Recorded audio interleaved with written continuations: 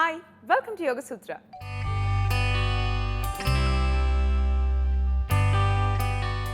ఇవాళ యోగ సూత్రలో కృష్ణ గారు మనందరికీ ఏ ఆసనం పరిచయం చేయబోతున్నారో చూద్దామా?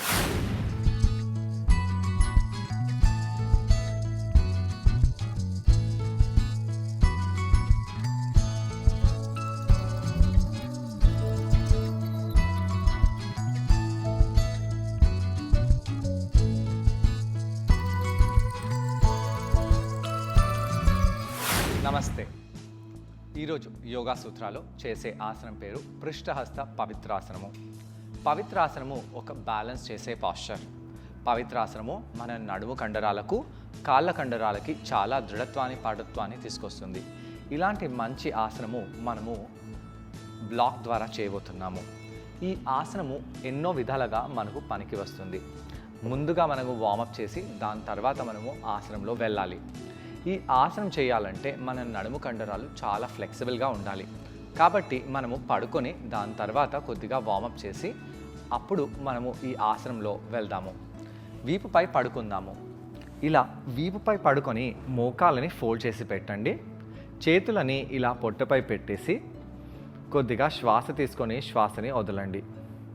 కొంత సమయం పాటు ఈ విధంగా శ్వాస తీసుకొని శ్వాసని వదిలిన తర్వాత ఒకసారి మన వీపు నిటారుగా అయిపోయింది అని తెలిసిన తర్వాత చేతులని ఈ విధంగా కింద పెట్టేసి పృష్ఠభాగాలని పైకి లేపండి. ఇలా పృష్ఠభాగాలని పైకి లేపుతూ ఇక్కడ అలానే ఉండాలి. శ్వాస తీసుకుంటూ శ్వాసని వదిలేస్తూ ఇక్కడ కొంత సమయం పాటు అలానే ఉండి నెమ్మదిగా పృష్ఠభాగాలని కిందికి తీసుకొని రండి. ఈ విధంగా కొన్నిసార్లు మనము నడుముని పైకి కిందికి చేసిన తర్వాత మన పృష్ఠభాగాన్ని కిందికి పెట్టేసి ఇలా ఇక్కడ అలానే ఉండాలి. కావాలంటే ఎడమ కాలుని స్ట్రైట్ చేయండి లేదా ఫోల్డ్ చేయండి. కుడి కాలుని ఈ విధంగా పైకి లేపి మనము ఈ విధంగా కొన్నిసార్లు మోకాలుని చుట్టూ తిప్పుతూ ఉండాలి. ఓ 5 నుంచి 6 సార్లు మనము కుడి మోకాలుని ఇలా చుట్టూ తిప్పుదాము. దాని తర్వాత రివర్స్గా కూడా ఇదే విధంగా మనము ఓ 5 నుంచి 6 సార్లు మోకాలుని తిప్పాలి. ఈ విధంగా తిప్పడం వలన మన కుడి మోకాలులో ఉన్న, కుడి నడుములో ఉన్న కండరాలు ఇవన్నీ బాగా వార్మప్ అయిపోయి మనకు బాగా కుడి నడుములో, కుడి తొడలో తేలికగా అనిపిస్తుంది. అదేవిధంగా ఎడమకాల్ని కూడా మనము అదే విధంగా పైకి చేసి ఈ విధంగా గుండ్రంగా తిప్పుదాము. ఓ 5 నుంచి 6 సార్లు క్లాక్ వైస్లో తిప్పేసి దాని తర్వాత చుట్టూ రివర్స్ ఆర్డర్లో మళ్ళీ 5 నుంచి 6 సార్లు తిప్పేయాలి. శ్వాస తీసుకుంటూ శ్వాసని వదిలేస్తూ ఈ విధంగా తిప్పితే చాలా బాగుంటుంది. దాని తర్వాత మనము కాళ్ళని సూటిగా చేయవచ్చు లేదా మోకాళ్ళని అదే విధంగా ఫోల్డ్ చేసి కుడి కాలుని ఈ విధంగా పైకి చేసి ఈసారి ఈ విధంగా తిప్పాలి. ఇంతకుముందు తిప్పడము మన తొడ నడుము కండరాలకి, ఇది మన హిప్ అంటే పృష్ఠభాగంలో ఉండే కండరాలకి. ఈ విధంగా మనము గుండ్రంగా ఓ 5 సార్లు క్లాక్ వైజ్లో, 5 సార్లు యాంటీ క్లాక్ వైజ్లో తిప్పేసి పాదాన్ని కింద పెట్టేయాలి. రెండో కాలుని కూడా అదే విధంగా స్ట్రైట్ చేసి మనము ఈ విధంగా క్లాక్ వైజ్లో తిప్పుదాము.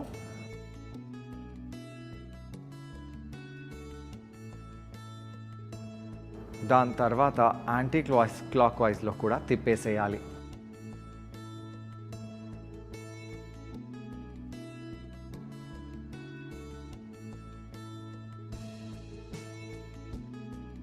అలా తిప్పి మనము మోకాళ్ళని ఫోల్డ్ చేసి కొంత సమయం పాటు ఉండవచ్చు. కాళ్ళల్లో, నడుములలో, పృష్ఠభాగాల్లో ఎలా అనిపిస్తుందో గమనించి, తొడ బయటి కండరాలు, లోపటి కండరాలలో ఎలా అనిపిస్తుందో గమనించి దాని తర్వాత నెమ్మదిగా మనము ఈ విధంగా లేచి కూర్చోవచ్చు.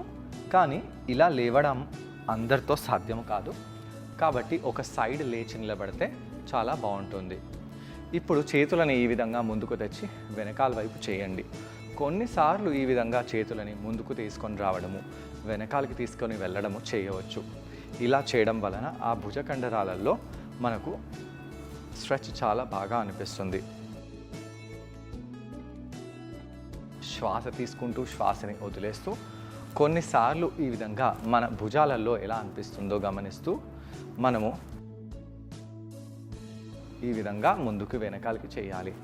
దీని తర్వాత నెమ్మదిగా చేతులని ఇంటర్లాక్ చేసి స్ట్రెచ్ చేయండి. శ్వాస తీసుకుంటూ శ్వాసని వదిలేస్తూ ఈ విధంగా ఛాతీని పైకి లేపాలి. అలా పైకి లేపుతూ చేతులని వెనకాలి వైపు చేయండి. అలా చేసి చేతులని అదే విధంగా పెట్టి కొంత సమయం పాటు ఉండి దాని తర్వాత తలని ఈ విధంగా కిందికి తెచ్చి చేతులని ఈ విధంగా ఆకాశం వైపు తీసుకెళ్ళాలి. పైకి వచ్చేసేయండి. ఈ విధంగా మనం వార్మప్ చేసిన తర్వాత నెమ్మదిగా పైకి వచ్చి నిలబడాలి. పైకి వచ్చి నిలబడి ఈ విధంగా కాళ్ళ మడవలని పైకి చేస్తూ కిందికి చేస్తూ కాళ్ళ కండరాలు బాగా స్ట్రెచ్ అయ్యేలాగా చూసుకోవాలి.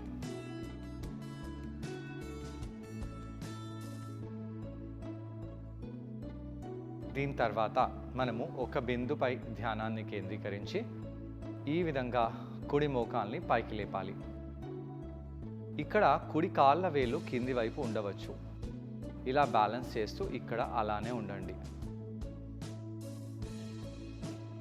కొంత సమయం పాటు ఈ విధంగా ఉండి చేతులను దూరంగా చేస్తూ కింద పడకుండా మనం జాగ్రత్తగా ఉండాలి. ఇలా ఆసనం చేయడం వలన మన కాళ్ళల్లో ఉండే స్టెబిలైజింగ్ మసిల్స్పై చాలా ప్రెషర్ పడుతుంది. కాళ్ళల్లో ఉండే ఈ కండరాలు మనని పడకుండా కాపాడుతాయి. నెమ్మదిగా చేతులని ఇంటర్లాక్ చేసి ఈ విధంగా స్ట్రెచ్ చేయండి. ఇక్కడ అదే విధంగా మోకాల్ని కూడా పైకి లేపాలి. ఒక బిందుపై ధ్యానాన్ని కేంద్రీకరించి ఇక్కడ కొంత సమయం పాటు ఉండి ఎడమ కాలులో ఎలా అనిపిస్తుందో గమనించండి. నెమ్మదిగా పాదాన్ని కింద పెట్టేసేయండి. కొంత సమయం పాటు రిలాక్స్ అయిపోయి చేతులని నడుము దగ్గర తెచ్చేసి వేరే కాలుని ఆకాశం వైపు తీసుకెళ్దాము. ఇలా నడుము హైట్లో తెచ్చేసి కాళ్ళ వేళ్ళని కింది వైపు చేసి పెట్టండి. నెమ్మదిగా చేతులని ఈ విధంగా వీపు వెనకాల తీసుకెళ్ళి ఇంటర్లాక్ చేస్తూ ఇక్కడ ఉండాలి. శ్వాస తీసుకుంటూ శ్వాసని వదిలేస్తూ ఇక్కడ ఉండి నెమ్మదిగా పాదాన్ని కింద పెట్టండి. ఈరోజు మనము ఇదే ఆసనము బ్లాక్ ద్వారా చేస్తున్నాము. బ్లాక్ ద్వారా చేయడం వలన ఈ యొక్క ఆసనము చాలా కష్టంగా భావిస్తాము. ఎందుకు? ఈ కాలుపై చాలా ప్రెషర్ పడుతుంది. నెమ్మదిగా కాలుని పైకి తీసుకెళ్ళండి. ఈ విధంగా వెనకాలకు చేసి ఇక్కడ చేతులని ఇంటర్లాక్ చేయండి. ఈ ఆసనము మన ఎడమ కాలుపై చాలా ప్రభావం చూపిస్తుంది. కుడి తొడపై ప్రభావం చూపిస్తుంది. నెమ్మదిగా కిందికి వచ్చేటట్టుగా ఉంటే కిందికి వచ్చేయండి, కానీ కింద పడిపోకూడదు. మళ్ళీ సునాయాసంగా నెమ్మదిగా ఆ కాలుని పైకి లేపాలి. చేతులని ఇంటర్లాక్ చేసి వెనకాల వైపు స్ట్రెచ్ చేస్తూ ఛాతీని పైకి చేసి ఒకే బిందుపై ధ్యానాన్ని కేంద్రీకరించి కొంత సమయం పాటు ఉండాలి. నార్మల్గా ఈ యొక్క ఆసనము కుడి తొడపై బాగా పనిచేసి ఎడమ కాలుని స్ట్రెచ్ చేస్తుంది. కానీ ఇక్కడ ఈ తొడ చుట్టూ ఉన్న కండరాలపై బాగా ప్రభావం పడుతుంది. కుడి తొడపై కూడా ప్రభావం పడుతుంది, కానీ ఎడమ కాలుపై ప్రభావం చాలా తీవ్రంగా ఉంది. ఈసారి ఇదే ఆసనం మనము ఎడమ వైపు చేద్దాము. కుడి కాలుపై నిలబడి ఎడమ కాలుని ఈ విధంగా పైకి లేపాలి. ఇలా ఎప్పుడైతే మనము ఎడమ కాలుని పైకి లేపుతామో కింద పడిపోతున్నట్టుగా మనకు చాలా ఎక్కువ సార్లు అనిపిస్తుంది. అలా అనిపించడానికి కారణం ఏంటి? మనం జనరల్గా ఇలా చెయ్యము కాబట్టి మనకు కాన్ఫిడెన్స్ అనేది ఉండదు. ఇలా ఆసనం చేయడం వలన మన కాన్ఫిడెన్స్ లెవెల్స్ కూడా పెరుగుతాయి. మోకాల్ని అలా పైకి చేస్తూ చేతులని అలా స్ట్రెచ్ చేస్తూ కొంత సమయం పాటు ఉండి నెమ్మదిగా కిందికి వచ్చేసేయండి. మళ్ళీ కావాలంటే ఇదే ఆసనాన్ని 2-3 సార్లు చేయవచ్చు.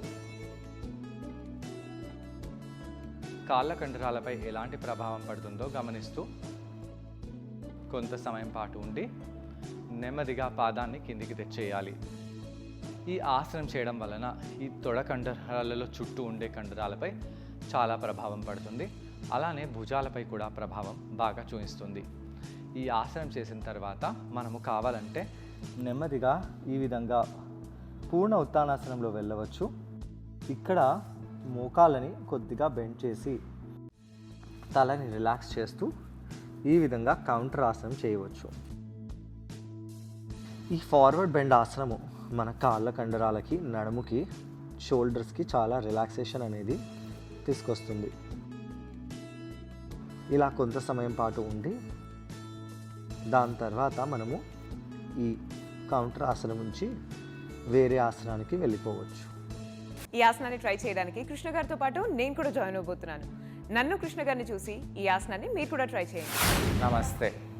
యోగా సూత్రాల్లో ఈరోజు చేసే ఆసనం పేరు పృష్ఠహస్త పవిత్రాసనము. ఈ ఆసనము మనము బ్లాక్ని ఉపయోగించి చేయబోతున్నాము. ఈ ఆసనం చేసే ముందు మనము వీపుపై పడుకొని వార్మప్ చేసి దాని తర్వాత నిలబడి ఈ ఆసనము బ్లాక్పై చేద్దాము. బ్లాక్ని తీసివేసి వీపుపై పడుకోండి. ఈ ఆసనము మీరు చేసే ముందు వార్మప్ చేయకపోతే ఆసనం చేసే టైంలో క్రాంప్స్ వచ్చే సంభావన ఉంటుంది. కాబట్టి కాళ్ళని సూటిగా చేసి కేవలం ఒక కాలుని హక్ చేసినట్టుగా పొట్ట వైపు తీసుకొని రండి. కానీ చేతులని కింద పెట్టేసి ఆ కాలు మడమని కొద్దిగా పైకి లేపండి. అలా లేపి ఆ కుడి కాలుని గుండ్రంగా సర్కిల్స్లో తీసుకెళ్ళాలి. ఈ విధంగా 5 సార్లు క్లాక్ వైజ్గా మీరు సర్కిల్స్ని చేసి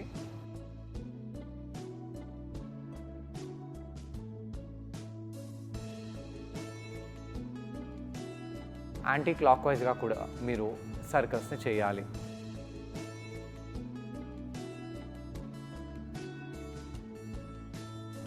ఈ విధంగా కుడి వైపు చేసిన తర్వాత ఆ కుడి పాదాన్ని కింద పెట్టేసేయండి. ఎడమ కాలుని అదేవిధంగా పైకి చేసి మనము సర్కిల్స్ చేయాలి.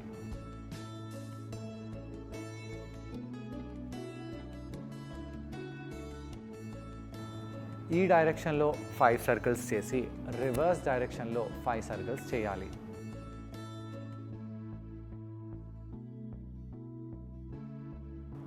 దాని తర్వాత పాదాలని కింద పెట్టేయండి.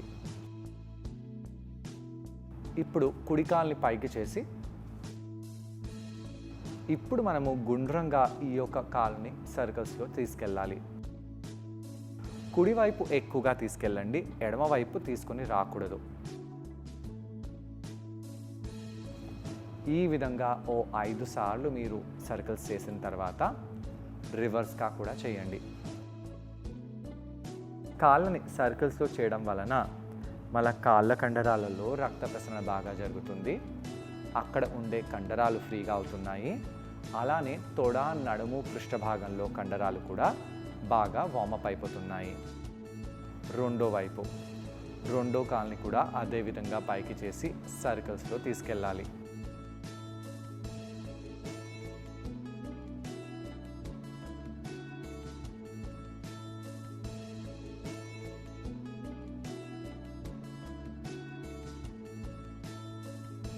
ఈ విధంగా మీ ఎడమ కాలుని 5 సార్లు గుండ్రంగా తిప్పేసి రివర్స్ ఆర్డర్లో కూడా కాలుని అదే విధంగా తిప్పండి.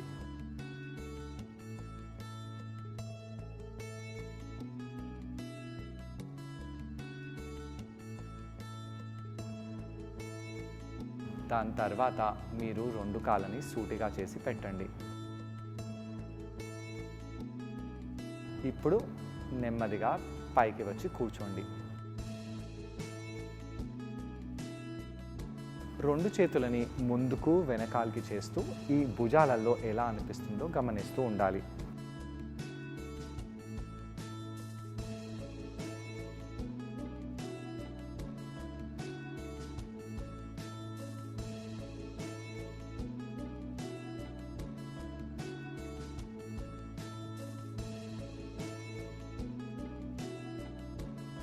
ఈ విధంగా చేతులని వెనకాలకి చేసి ఒకసారి స్ట్రెచ్ చేయండి.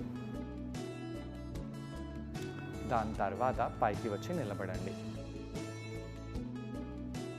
పాదాలని కొద్దిగా దూరంగా పెట్టి నిలబడినప్పుడు కుడి పాదం కింద బ్లాక్ని పెట్టండి. అలా కుడి పాదం కింద బ్లాక్ని పెట్టేసి నడుముని పట్టుకొని పైకి రావాలి. ముందుకి చూస్తూ ఆ ఎడమ మోకాల్ని నడుము హైట్లో పైకి తీసుకొని రండి. ఆ ఎడమ మోకాల్ని నడుము హైట్లో ముందుకు పైకి తీసుకొని రండి. అలా పైకి తెచ్చి ఆ కాళ్ళ వేళ్ళని కొద్దిగా రిలాక్స్గా చేసి పెట్టాలి. తొడకండరాన్ని స్క్వీజ్ చేయండి. అలా స్క్వీజ్ చేస్తూ ముందు చూస్తూ ఇక్కడ ఉండాలి. కుడి కాలులో ఎలా అనిపిస్తుందో గమనిస్తూ ఉండండి.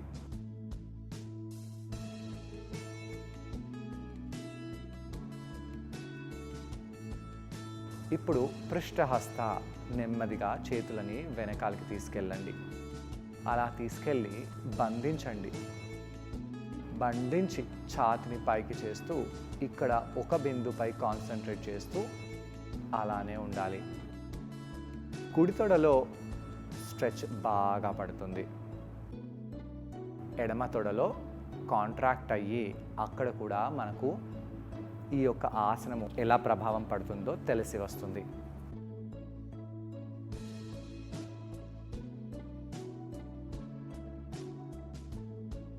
ఈ విధంగా కొంత సమయం పాటు ఆసనం చేసి నెమ్మదిగా చేతులని వదిలేసి పాదాన్ని కూడా కింద పెట్టండి. రెండో వైపు ఇదే ఆసనాన్ని చేద్దాము. ఎడమ పాదం కింద బ్లాక్ పెట్టేసి నిలబడాలి. మోకాల్ని నడుము హైట్లో పైకి లేపండి. ఇక్కడ బ్యాలెన్స్ చేస్తున్నాం కాబట్టి మన శరీరంలో ఉండే స్టెబిలైజింగ్ మజిల్స్పై చాలా ప్రభావం పడుతుంది. రెండు చేతులని వెనకాల వైపు తీసుకెళ్ళి ఇంటర్లాక్ చేస్తూ ముందు ఒక బిందు వైపే చూస్తూ ఉండండి. ఆ కుడి తొడలో ఉండే కండరాలని కాంట్రాక్ట్ చేస్తూ మనము ఒక బిందుపై కాన్సన్ట్రేట్ చేస్తూ అటు చూస్తూ ఎడమ తొడలో ఎలా అనిపిస్తుందో, కుడి తొడలో ఎలా కాంట్రాక్ట్ అవుతుందో కుడి తొడ అనే దానిపై ఫోకస్ చేయాలి.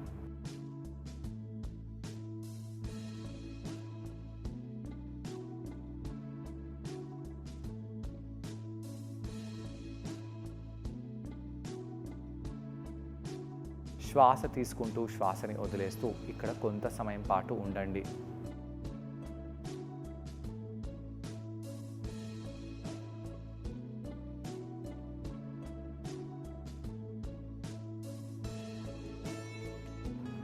దాని తర్వాత నెమ్మదిగా పాదాన్ని కింద పెట్టేసి మీరు బయటికి వచ్చేయండి. చూసారు కదండి, ఈ ఆసనం పేరు పృష్ఠహస్త పవిత్రాసన. ఈ ఆసనాన్ని మనం బ్లాక్ సహాయంతో చేసాం. ఈ ఆసనం చేయడం వలన కాళ్ల కండరాలకు, నడుం కండరాలకు, పృష్ఠ భాగంలోని కండరాలకు చాలా మంచిది. తద్వారా ఆ భాగంలోని కండరాలని చక్కగా టోన్ అయిపోతాయి. అలాగే దృఢంగా, బలంగా తయారవుతాయి. శరీరానికి స్థిరత్వం కూడా లభిస్తుంది. దీని తర్వాత మనము నడుము దగ్గర చేతులని పెట్టి ఫార్వర్డ్గా బెండ్ అయిపోయి మోకాలని ఒక 1/2 ఇంచు బెండ్ చేసి పెట్టి రిలాక్స్ అయిపోవచ్చు. ఈ యొక్క ఆసనాన్ని మనము కౌంటర్ ఆసనముగా ఉపయోగించవచ్చు.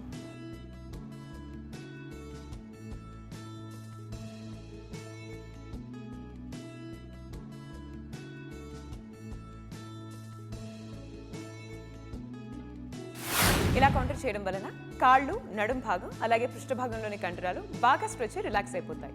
ఇవాళ యోగ సూత్రంలో కృష్ణ గారిని మనం అడగబోయే ప్రశ్న ఏంటంటే, ఈ ఆసనం చేసేటప్పుడు మనం ఎటువంటి జాగ్రత్తలు పాటించాలి? ఈ ప్రశ్నకు సమాధానం కృష్ణ గారిని అడిగి తెలుసుకుందాం. ఈ ఆసనం చేసేటప్పుడు ఎలాంటి జాగ్రత్తలు తీసుకోవాలి? ఈ ఆసనం చేసేటప్పుడు మనము కింద పడిపోకుండా చూస్తూ ఈ ఆసనం చేయాలి. భుజాలలో పెయిన్ ఉన్న వాళ్ళు ఈ విధంగా చేతులను వెనకాల చేసినప్పుడు చాలా జాగ్రత్తగా ఉండాలి. అలానే మోకాళ్ళ నొప్పులు ఉన్న వాళ్ళు కూడా కొద్దిగా జాగ్రత్త తీసుకుంటూ కాళ్ళని పైకి లేపాలి. అంటే మీకు ఈ ఆసనం చేయడం వలన చాలా లాభం అనేదే ఉంటుంది. మీకు లాస్ అనేది ఏమీ ఉండదు. కానీ ఎప్పుడైతే మీరు కాళ్ళల్లో అలా ఆ విధంగా నిలబెడతారో అప్పుడు మీరు కొద్దిగా జాగ్రత్తగా ఉండాలి. కాళ్ళు బలహీనంగా ఉన్నవాళ్ళు కొద్దిగా జాగ్రత్త తీసుకుంటూ ఈ ఆసనం చేయాలి. అదేవిధంగా ఈ ఆసనం వర్టిగో ఉన్నవాళ్ళు అస్సలు చేయకూడదు. వర్టిగో ఉన్నవాళ్ళు ఈ ఆసనం చేస్తే మీకు తల తిరగడం ఎక్కువైపోయి కింద పడిపోయే ఛాన్స్ చాలా ఉంది. కాబట్టి మీ వర్టిగో ఇంకా ఎక్కువ కూడా అవ్వచ్చు. కాబట్టి మీరు ఇలాంటి ఆసనాలు చేయకూడదు. చూసారు కదండి, ఇవాళ యోగ సూత్రంలో పృష్ఠహస్త పవిత్రాసన. ఈ ఆసనాన్ని మీరందరూ తప్పకుండా ట్రై చేసి దీనివల్ల వచ్చే లాభాలను మీరు కూడా పొందండి. తిరిగి రేపటి ఎపిసోడ్లో మరో ఆసనంతో మరికొన్ని బెనిఫిట్స్తో మళ్ళీ కలుసుకుందాం. అంతవరకు stay fit and be healthy. Bye.